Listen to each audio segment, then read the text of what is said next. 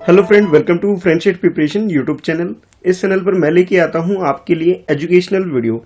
इस वीडियो में मैं डिस्कस करने वाला हूं क्लास 6 का मैथ्स का हाफ ईयरली एग्जाम का क्वेश्चन पेपर। इस वीडियो में आप समझ पाएंगे कि किस टाइप का आपका हाफ ईयरली का क्वेश्चन पेपर आने वाला है। इस वीडियो को आप यूटिलाइज कर सकते हैं अपने हाफ ईयरली एग्जाम की प्रिपरेशन के लिए। अगर आप केंद्रीय विद्यालय के स्टूडेंट हैं तो ये वीडियो आपके लिए बहुत ज़्यादा बेनिफिशियल होने वाली है। सबसे पहले हम लोग समझते हैं कि ये जो क्वेश्चन पेपर है किस टाइप का आपके एग्जाम में आने वाला है, यानी इसका पूरा फॉर्मेट क्या है, कितने मार्क्स के कितने क्वेश्चंस आएंगे, पहले ये जानकारी आपके पास होनी चाहिए। उसके बाद हम लोग क्या करेंगे, क्वेश्चंस को सॉल्व करना स्टार्ट करेंगे। तो सबसे पहले ये जो क्वेश्चन पेपर है आपका ये 60 मार्क्स का आने वाला है, जिसे डिवाइड किया गया है 5 डिफरेंट सेक्शन के अंदर, जैसे कि आप यहाँ पे देख सकते हैं। आपकी क्वेश्चन पेपर में आपको यहाँ पे सबसे पहले यहाँ पे मैक्सिमम मार्क्स दे दिया जाएगा और बता दिया जाएगा आपको कि ये जो क्वेश्चन पेपर है आपका कितने ड्यूरेशन का है। जैसे ये आप देख सकते हैं यहाँ पे 2.5 आवर यानी कि 2 आवर्स एंड 30 मिनट्स का ये क्वेश्चन पेपर सॉल्व करने का आपको टाइम दिया जाएगा। इसके बाद आपको कुछ इंस्ट्रक्शन गिवन होगी, जैसे कि आप यहाँ पे देख सकते हैं कि जनरल इंस्ट्रक्शन यहाँ पे मेंशन किया गया है और इसके अंदर इस क्वेश्चन पेपर को टोटल 5 सेक्शंस में इसमें डिवाइड किया गया है। Section A, section B, section C, section D और सेक्शन ई। ठीक है, तो इस तरह से 5 सेक्शन है। सबसे पहले हम बात करते हैं सेक्शन ए की। तो सेक्शन ए के अंदर आपके लिए 14 क्वेश्चंस होंगे जो कि एमसीक्यू नेचर के होंगे, यानी मल्टीपल चॉइस क्वेश्चन वाले ये क्वेश्चन होंगे।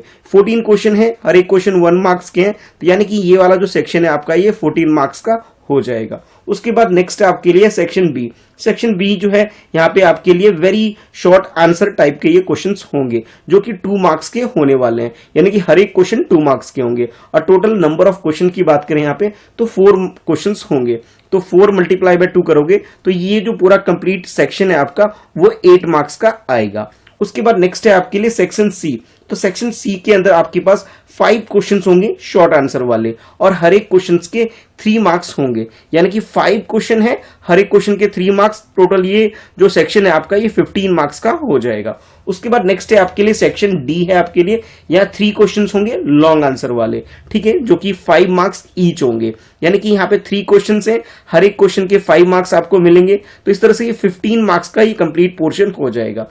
उसके बाद लास्ट में आपके लिए सेक्शन ई होगा, यहाँ आपके लिए 2 क्वेश्चन होंगे और ये जो क्वेश्चन होंगे ये source based, case study based या फिर पैसेज बेस्ड होने वाले हैं, यानी कि इंटीग्रेटेड यूनिट बेस्ड ये असेसमेंट आपका होगा, जिसमें 2 क्वेश्चन होंगे और दोनों ही क्वेश्चन की अगर बात करें तो ये 4 मार्क्स के होने वाले हैं, यानी 4 मार्क्स वाले यहाँ पे 2 क्वेश्चन आपको देखने को मिलेंगे। तो ये वाला जो पोर्शन है आपके लिए 8 मार्क्स का हो जाएगा। अब टोटल करोगे इन सबका तो जैसे ये 14 है आपके पास, ठीक है, ये और ये 15 तो ये तो आपके पास 30 हो गए, और ये 8 और ये 8 इन दोनों को अगर मिला ले तो आपके पास ये 16 हो गए। 16 ये है, 14 ये है और 30 ये है, इन सबको प्लस करोगे तो आपके पास ये 60 मार्क्स का ही टोटल बैठ जाएगा। तो ये 60 मार्क्स का ये क्वेश्चन पेपर आने वाला है। आई होप आपको ये चीजें क्लियर हो गई होगी कि किस टाइप का ये क्वेश्चन पेपर आपके लिए फ्रेम किया जाएगा।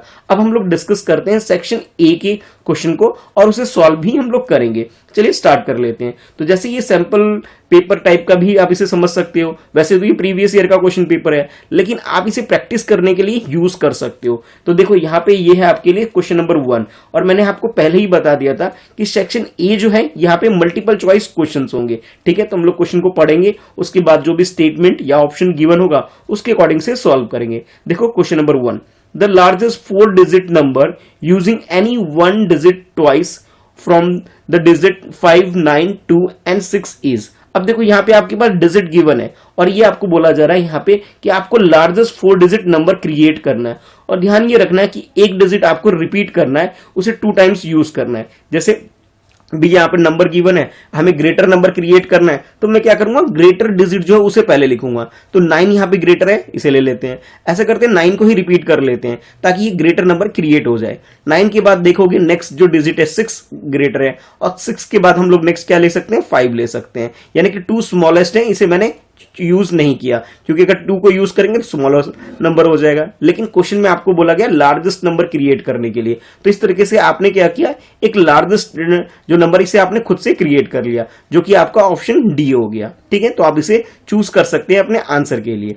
इसके बाद नेक्स्ट है आपके लिए क्वेश्चन नंबर सेकंड क्वेश्चन में आपको बोला गया कि 1 करोड़ इज इक्वल टू, अब 1 करोड़ को पहले हम लोग लिख लेते हैं, ठीक है, ताकि हमसे कोई गलती ना हो। 1 करोड़ को पहले हम लोग लिख लेते हैं और लिखने के बाद उसके अकॉर्डिंग हम इसे क्या करेंगे, जो इंडियन सिस्टम ऑफ न्यूमरेशन है उसे इंटरनेशनल सिस्टम ऑफ न्यूमरेशन के अकॉर्डिंग लिखेंगे, ठीक है। तो जैसे आप 1 करोड़ को लिखोगे तो ये आपके पास ये नंबर कुछ इस टाइप का देखने को मिलेगा, यानी कि 1 के साथ आपने क्या किया, 70 यहां पे लिख लिया। अब ये कोमा भी लगा लिया। अब मैं क्या करूंगा, इस कोमे को रिमूव कर देता हूं, इसे हटा देता हूं और इसकी जगह मैं क्या करता हूं, इंटरनेशनल नंबर सिस्टम के अकॉर्डिंग ठीक से लगा लेता हूं, जहां पे क्या होता है कि 3 डिजिट के बाद कोमा लगाते हैं, ठीक है। तो मैंने यहां पे कोमा लगा लिया। तो अगर आप यहां से ध्यान से देखोगे तो ये आपके लिए क्या होगा, 10 मिलियन हो गया, ठीक है। तो यहां पे ऑप्शन बी आपको गिवन है आपके आंसर के लिए, तो बी को आप चूज कर सकते हो अपने आंसर के लिए, ठीक है। तो इसे चूज कर सकते हो। उसके बाद नेक्स्ट है आपके लिए क्वेश्चन नंबर 3। थर्ड क्वेश्चन में आपको बोला जा रहा है which of the following statement is true. True means होता है करेक्ट स्टेटमेंट, ठीक है। यहां आपको क्या करना है, जो स्टेटमेंट आपको करेक्ट लगते हैं उसे चूज करना है। 1 बाय 1 हम चारों स्टेटमेंट को पढ़ेंगे और देखेंगे कौन कौन से स्टेटमेंट आपको यहां करेक्ट दिखाई दे रहे हैं, ठीक है। तो जैसे फर्स्ट स्टेटमेंट है 0 is the smallest natural number. देखो नेचुरल नंबर जो होते हैं, ठीक है, वो स्टार्ट होते हैं 1 से स्टार्ट होते हैं, 0 इसके अंदर नहीं आता है, ठीक है। तो यानी कि ये जो स्टेटमेंट आपको दे रखा है रॉन्ग स्टेटमेंट है, यानी फॉल्स स्टेटमेंट है आपके लिए, तो ये हमारा आंसर नहीं होगा। नेक्स्ट है 600 is successor of 599। Successor means होता है कि हम इसके अंदर +1 करेंगे। तो जैसे यहां आपके पास 599 है, तो इसमें अगर +1 करोगे तो आपके पास रिजल्ट क्या आएगा, 600 आएगा। क्या 600 599 का सक्सेसर है? बिल्कुल है, ठीक है। तो यानी कि ये जो स्टेटमेंट आपको गिवन है ये क्या है, करेक्ट स्टेटमेंट है, यानी ट्रू है। इसके अलावा जो रिमेनिंग स्टेटमेंट्स है इसे भी हम पढ़ेंगे। जैसे सब सेक्शन ये क्या नाम है, ये जो ऑप्शन सी दे रखा है इसे पढ़ते हैं। All whole number are natural number, कि जितने भी होल नंबर्स होते हैं वो सबके सब नेचुरल नंबर होते हैं। देखो नेचुरल नंबर जो होते हैं वो 1 से स्टार्ट होते हैं, 1 2 3 इस तरह से स्टार्ट होके चलते हैं, और होल नंबर जो 0 से स्टार्ट होते हैं, 0 1 2 3। यानी कि यहां ये बोला गया कि होल नंबर और नेचुरल नंबर सेम होते हैं, नहीं, बिल्कुल भी सेम नहीं होते। होल नंबर के अंदर 0 भी आता है लेकिन नेचुरल नंबर के अंदर 0 नहीं आता है, यानी ये स्टेटमेंट आपको रॉन्ग दे रखा है। उसके बाद नेक्स्ट देखो D, 400 is the predecessor of 399। देखो प्रीडिसेसर कैलकुलेट करने के लिए हमें -1 करना पड़ता है, तो 399 का प्रीडिसेसर कैलकुलेट करना है तो मैं 1 माइनस करूंगा तो मेरे पास क्या आएगा, 398 आएगा। लेकिन यहां पे आपको क्या बोला जा रहा है, 400 है, तो ये भी स्टेटमेंट आपको रॉन्ग दे रखा है। तो इस तरह से आप देखोगे तो ओनली बी जो स्टेटमेंट आपको गिवन है ये करेक्ट है, ट्रू है, तो यही हमारा आंसर होगा। रिमेनिंग जो स्टेटमेंट्स हैं ये सबके सब रॉन्ग स्टेटमेंट है। अब नेक्स्ट देखते हैं question number 4। Which of the following statement is not true. Not true का मतलब हुआ कि हमें फॉल्स स्टेटमेंट फाइंड आउट करना है, ठीक है। फॉल्स का मतलब है कि जो रॉन्ग वाला जो स्टेटमेंट है उसे हमें चूज करना है अपने आंसर के लिए। तो चलो पहले फर्स्ट स्टेटमेंट को रीड करते हैं। All natural number are whole number. देखो क्वेश्चन नंबर 3 आपने पढ़ा, इसके अंदर जो सी स्टेटमेंट था एग्जैक्टली यहां पे क्वेश्चन नंबर 4 के अंदर ए स्टेटमेंट के अंदर गिवन है कि बोला जा रहा है कि जितने भी नेचुरल नंबर्स होते हैं वो सबके सब क्या होते हैं, होल नंबर्स होते हैं। देखो कुछ इसी टाइप का बोला जा रहा है। अब थोड़ा समझना इस बात को ध्यान से। यहां ये बोला जा रहा है कि जितने भी नेचुरल नंबर है, देखो यहां पे सी में क्या था कि जितने भी होल नंबर्स होते हैं सारे नेचुरल नंबर होते हैं, नहीं ऐसा नहीं होता। लेकिन जितने भी नेचुरल नंबर होते हैं वो सबके सब होल नंबर होते हैं। बिल्कुल सही बात है, क्योंकि नेचुरल नंबर कहां से स्टार्ट होता है, 1 से स्टार्ट होता है। और अगर होल नंबर को देखोगे तो होल नंबर के अंदर 1 2 3 4 5 सारे नंबर होते हैं। इसके अंदर एक एक्स्ट्रा नंबर या एक्स्ट्रा डिजिट आप कह सकते हो 0 भी होता है, जो कि नेचुरल नंबर के पास नहीं है। तो आप ये कह सकते हो कि फर्स्ट स्टेटमेंट है बिल्कुल करेक्ट है, यानी कि जितने भी ये नेचुरल नंबर आपको दिखाई दे रहे हैं 1 2 3 4 5 6 7 तब जितने इनफाइनाइट नंबर तक है, ये सबके सब क्या है, होल नंबर के अंदर आते हैं, ठीक है। तो आप ये कह सकते हो कि ये फर्स्ट स्टेटमेंट क्या है, ये करेक्ट स्टेटमेंट है, ठीक है। लेकिन क्वेश्चन में हमें बोला गया रॉन्ग स्टेटमेंट, यानी नॉट ट्रू वाला स्टेटमेंट यूज करना है अपने आंसर के लिए। अब देखो उसके बाद B statement, the natural number 1 has no predecessor. देखो नेचुरल नंबर जो है, नेचुरल नंबर जो आपको दे रखा है, ठीक है, वो कहां से स्टार्ट होते हैं, वो 1 से स्टार्ट होते हैं, ठीक है। 1 से स्टार्ट होने का मतलब यहां पे ये हुआ कि इसका प्रीडेसेसर तो कुछ होगा ही नहीं, ठीक है, क्योंकि नेचुरल नंबर स्टार्ट ही 1 से होता है। तो जैसे यहां स्टेटमेंट में बोला जा रहा है the natural number 1 has no predecessor, ये स्टेटमेंट भी क्या है, बिल्कुल करेक्ट है। उसके बाद देखो सी वाला statement, the whole number zero has no predecessor. जो होल नंबर है, होल नंबर स्टार्ट किससे होते हैं? जीरो से स्टार्ट होते हैं, यानी कि आप ये कह सकते हो 0 1 2 3 इस तरह से चलते जाते हैं होल नंबर्स। और इसका जो बोला जा रहा है कि जीरो जो है, जो सबसे पहला होल नंबर है जीरो, इसका कोई प्रीडिसेसर नहीं होता। ये स्टेटमेंट भी बिल्कुल करेक्ट दे रखा है। उसके बाद नेक्स्ट देखो D statement, the successor of A 2 digit number is always a 2 digit number, कि जितने भी 2 डिजिट नंबर हैं उन सबका जो सक्सेसर होगा वो 2 डिजिट नंबर में होगा। एक एग्जांपल लेके चलो, जैसे 99 है, अब 99 में अगर मैं 1 ऐड करूंगा तो ये क्या होगा? 100 होगा। क्या ये 2 डिजिट नंबर है? नहीं है, बल्कि ये 3 डिजिट नंबर हो गया। यानी ये जो स्टेटमेंट दे रखा है ये रॉन्ग स्टेटमेंट हो गया। ठीक है, ए बी सी ये तीनों करेक्ट स्टेटमेंट है, यानी ट्रू स्टेटमेंट है। और डी जो है वो फॉल्स स्टेटमेंट यानी नॉट ट्रू स्टेटमेंट है। क्वेश्चन में बोला ही गया था हमको कि नॉट ट्रू यानी फॉल्स स्टेटमेंट चूज करना है, तो हमारा आंसर क्या हो जाएगा? डी हो जाएगा। रॉन्ग स्टेटमेंट हमारा आंसर होने वाला है इसके अंदर, इसलिए मैंने क्या किया? डी को अपने आंसर के रूप में चूज कर लिया। अब इसके बाद मूव करते हैं नेक्स्ट क्वेश्चन, यानी क्वेश्चन नंबर 5 की तरफ मूव करते हैं। फिफ्थ क्वेश्चन में आपको बोला जा रहा है the product of non zero whole number and its successor is always dash. अब डैश की जगह जैसे मान लो ये 4 ऑप्शन दे रखा है, इसके अंदर चूज करेंगे। देखो सबसे पहले इस क्वेश्चन को दोबारा पढ़ लेते हैं। यहां आपको प्रोडक्ट बोला गया, ओके ठीक है। फिर बोला जा रहा है कि the product of non zero whole number, ठीक है। नॉन जीरो होल नंबर का मतलब ये हुआ कि नंबर किससे स्टार्ट होंगे? 1 2 3 4 5 इस तरह से, ठीक है। और आगे बोला जा रहा है कि product of a non zero whole number and its successor is dash. देखो कोई भी आपके पास होल नंबर है और उसका जो सक्सेसर होगा, ठीक है, अगर उन दोनों का हम प्रोडक्ट निकालें, ठीक है, तो वो क्या बोला जा रहा है कि आपको बताना है कि वो इवन नंबर होगा या फिर वो ऑड नंबर होगा या प्राइम नंबर होगा या फिर डिविजिबल बाय 3 होगा। जैसे देखो 1 है, 1 और 2 इन दोनों को अगर आप प्लस इन दोनों को मल्टीप्लाई करोगे, प्रोडक्ट मींस क्या होता है? मल्टीप्लिकेशन होता है। जैसे 1 एंड 2 को मल्टीप्लाई किया आपके पास, तो रिजल्ट क्या है? आपके पास 2 आ गया।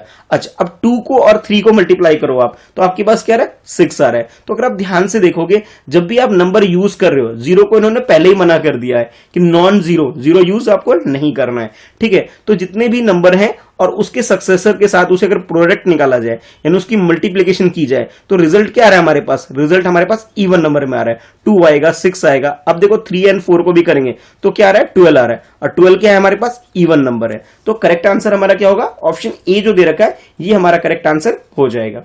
उसके बाद नेक्स्ट है question number 6, number of even number between 58 and 80। अब देखो 58 और 80 के बीच में कौन कौन से नंबर है, हमें पहले वो लिख लेते हैं। तो ये हमारे पास नंबर है 60 हो जाएगा, 62 हो जाएगा, 64 हो जाएगा, 66 हो जाएगा, 68 हो जाएगा, उसके बाद 70 हो जाएगा, ठीक है। 70 के बाद 72 हो जाएगा, 74 हो जाएगा, 76 होगा, 78 होगा और 80। देखो अब क्वेश्चन में ये बोला गया आपको कि number of even number between 58 and 80, तो 58 को इसके अंदर इंक्लूड हम नहीं करेंगे और ना ही हम 80 को इंक्लूड करेंगे, क्योंकि क्वेश्चन में आपको बोला गया इनके बिटवीन, इनके बीच में कौन से नंबर आते हैं और वो कौन से नंबर होने चाहिए? इवन नंबर होने चाहिए। तो ये जो जितने भी नंबर मैंने लिखे हैं ये सब के सब इवन नंबर है। 60 से लेकर के 78 तक के जितने भी नंबर है इनको हम काउंट कर लेते हैं, 1 2 3 4 5 6 7 8 9 10, ठीक है। तो आप यहां देखेंगे कि 10 आपके पास ऑप्शन में दे रखा है, तो सी हमारा जो है करेक्ट आंसर हो जाएगा।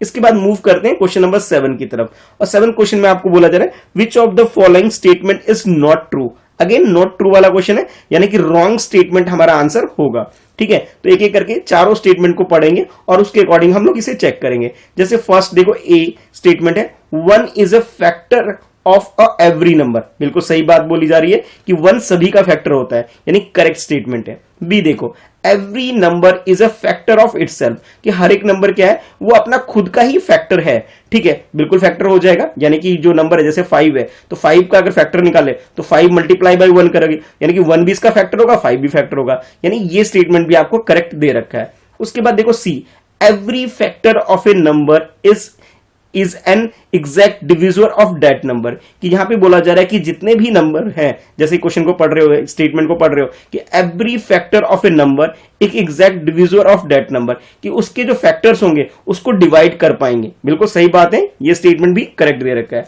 अब उसके बाद नेक्स्ट है आपके वाले डी है कि every factor is greater than, ठीक है, जो भी फैक्टर होंगे वो ग्रेटर देन और इक्वल टू गिवन नंबर। कि सपोज कर लो आपके पास एक 15 एक नंबर है और इसकी जो फैक्टर आप बनाओगे तो फैक्टर क्या होगा, या तो इससे ग्रेटर होगा या इक्वल टू होगा। जबकि अगर हम इसे फैक्टर बनाए तो हमारे पास क्या बनेगा, 5 मल्टीप्लाई बाय 3 मल्टीप्लाई बाय 1। तो ये जितने भी नंबर अगर यहां आप देखेंगे ये सबके सब क्या है कि 15 से लेस देन है, ग्रेटर देन तो नहीं बन रहा है। लेकिन यहां पे आपको क्या बोला गया, ग्रेटर देन और इक्वल टू होगा। जैसे एक और एक एग्जांपल आप लिख सकते हो कि 15 मल्टीप्लाई बाय 1 लिखोगे तो भी 15 आ रहा है। तो 15 और 1 जो है ये दोनों जो है ये क्या है, 15 के फैक्टर है। बिल्कुल सही बात है। इक्वल टू आ सकता है और लेस देन आ सकता है, बट 15 से ग्रेटर नहीं आ सकता है। यानी कि ये जो डी ऑप्शन है, डी स्टेटमेंट है, यहां आपको रॉन्ग स्टेटमेंट दे रखा है। ए बी सी तीनों करेक्ट स्टेटमेंट है, डी वाला रॉन्ग स्टेटमेंट में। और क्वेश्चन में बोला ही ये गया था कि जो नॉट ट्रू हो, यानी जो फॉल्स स्टेटमेंट है, रॉन्ग स्टेटमेंट है, ये हमारा आंसर होगा। तो यानी कि डी वाला हमारा आंसर हो जाएगा। हमें गलत स्टेटमेंट चूज करना था, उसे सिलेक्ट करना था अपने आंसर के लिए, तो मैंने यहां डी को चूज कर लिया क्योंकि ये स्टेटमेंट गलत दे रखा है हमें। उसके बाद नेक्स्ट देखो क्वेश्चन नंबर 8। अब 8 क्वेश्चन में आपको बोला जा रहा है which of the following statement is true. अब इनमें से कौन कौन से स्टेटमेंट करेक्ट लग रहे हैं उसे हमें आइडेंटिफाई करना है। ट्रू मींस होता है करेक्ट स्टेटमेंट और फॉल्स या फिर नॉट ट्रू का मतलब होता है रॉन्ग स्टेटमेंट। तो पहले हम ए स्टेटमेंट को पढ़ते हैं। ए में आपको बोला जा रहा है number of factor of given number are infinite, कि कोई भी नंबर है उसके जो फैक्टर्स होंगे इनफाइनाइट होंगे। नहीं भाई, ये बात बिल्कुल गलत है। जैसे 15 को ही लेके चले तो 15 के फैक्टर्स क्या क्या आए थे, 5 आएगा, 3 आएगा, 1 आएगा, इस तरह से इसके फैक्टर बन रहे हैं। यानी इसको आप काउंट कर सकते हो, ये फर्स्ट फैक्टर हो गया, सेकंड फैक्टर हो गया, थर्ड फैक्टर हो गया, यानी कि इसको काउंट कर सकते हो, काउंटेबल है। लेकिन यहां पे आपको क्या बोला, इनफाइनाइट। इनफाइनाइट की जगह ये फाइनाइट बोला जाता तो ये स्टेटमेंट करेक्ट होता। तो लेकिन यहां पे क्या है, इनफाइनाइट है, तो यानी कि ये स्टेटमेंट आपको रॉन्ग दे दिया गया। उसके बाद देखो B statement, every multiple of a number is less than और इक्वल टू डेट नंबर। कि यहां बोला जा रहा है कि कोई भी नंबर है उसका जो मल्टीपल होगा वो उससे लेस देन होगा या फिर इक्वल टू होगा। जैसे देखो 50, जैसे मैं 2 लेके चलूं, 2 के अगर मल्टीपल्स अगर हम लिखना चाहें तो क्या होगा, 2, 4, 6, इस तरह से ये सब क्या है, इसके मल्टीपल्स होते चले जाएंगे। तो ये क्या है, इसे ग्रेटर देन बन रहे हैं। लेकिन यहां आपको क्या बोला जा रहा है कि लेस देन, यानी ये जो स्टेटमेंट आपको रॉन्ग दे रखा है। अब देखो सी वाला statement, the number of multiples of A given number is finite.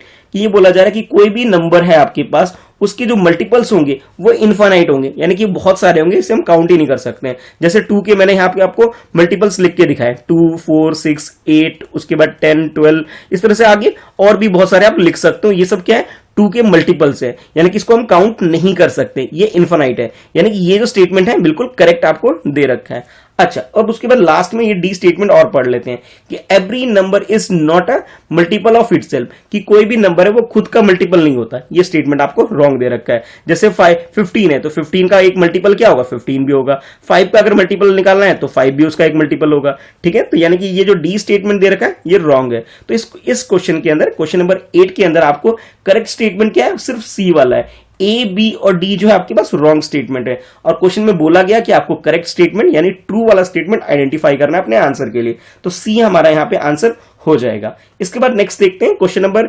9 question में आपको बोला जा रहा है the largest number which always divide the sum of any pair of consecutive odd number.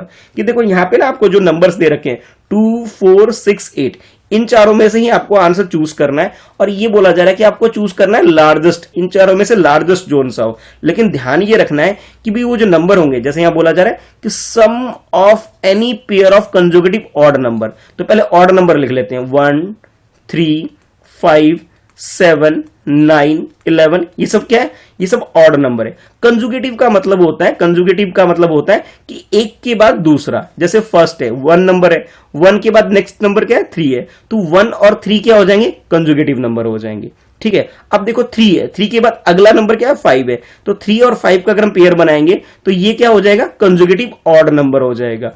और तो उसके बाद देखो 7 और 9 लिखोगे एक साथ, तो 7 और 9 क्या है, कंजुगेटिव ऑड नंबर हो जाएंगे। ऑड नंबर की पहले मैंने एक सीरीज पूरी लिख के दिखा दिया मैंने आपको। उसके बाद कंजुगेटिव की मीनिंग समझाया आपको, क्या है कि एक के बाद जो अगला नंबर आता है उसको हम कंजुगेटिव नंबर बोलते हैं। और यहां ऑड वाला बोला जा रहा है तो कंजुगेटिव ऑड नंबर।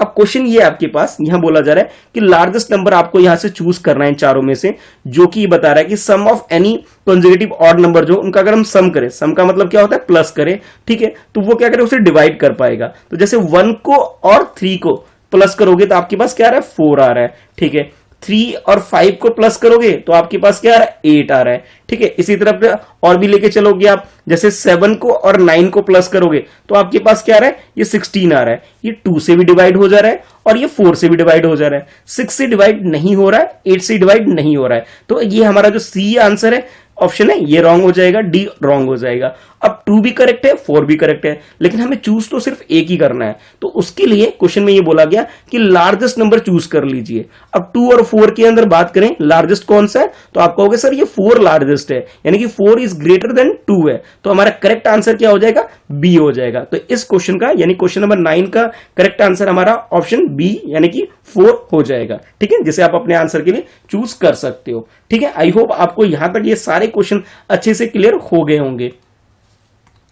तो इस वीडियो में हम लोग क्या करते हैं कि क्वेश्चन नंबर 9 तक ही से सॉल्व करते हैं। बाकी जो रिमेनिंग क्वेश्चंस हैं इसे हम सेकंड पार्ट में करेंगे, जिसका लिंक मैं नीचे डिस्क्रिप्शन में आपको दे दूंगा, बाद में आप क्लिक करके उसे देख सकते हैं। ठीक है, तो वीडियो को लाइक कर दीजिए इस वीडियो को, और अपने दोस्तों में इस वीडियो को शेयर जरूर करिए ताकि और भी बच्चे इस वीडियो को देख सकें। ठीक है, वीडियो को लाइक जरूर करिएगा ताकि ऐसी और वीडियो मैं आपके लिए हाफ ईयरली एग्जाम के क्वेश्चन पेपर की वीडियो आपके लिए और लेके आ सकूं। ठीक है, ये जब लाऊंगा जब आप वीडियो को लाइक करेंगे, और चैनल फ्रेंच एट प्रिपरेशन को सब्सक्राइब करके बेल आइकन प्रेस करिए, जब भी मैं वीडियो अपलोड करूं तो आपके पास नोटिफिकेशन रिसीव हो सके।